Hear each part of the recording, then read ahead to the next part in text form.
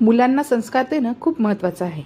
चांगले संस्कार देण्यासाठी वेळ लागतो, पण छोट्या छोट्या गोष्टीतून त्यांना गोष्टी शिकवावे लागतात. दर्शीलच्या शाळेमध्ये प्रोजेक्ट दिला होता फॉरेस्ट बनवायचा. तर आज त्याला प्रोजेक्ट दिलं आणि शाळेतून घरी आल्यानंतर तो बघा व्यवस्थित त्याचे शूज काढतो, सॉक्स आणि वगैरे सर्व तो बाहेर नेऊन ठेवतो. हाताने स्वतःच्या हाताने कपडे काढतो, स्वतःच उचलून ठेवतो.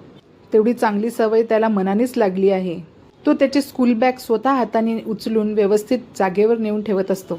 त्याला सांगायचं काम नाही. आणि तो असं अचानक नाही शिकला. सुरुवातीला तो शाळेतून आल्यावर सर्व काढत होता आणि मी व्यवस्थित नेऊन ठेवत होती. त्यांनी पाहून ते शिकलं की आई ते नेऊन ठेवते, म्हणून मग तो पण नेऊन ठेवायला लागला.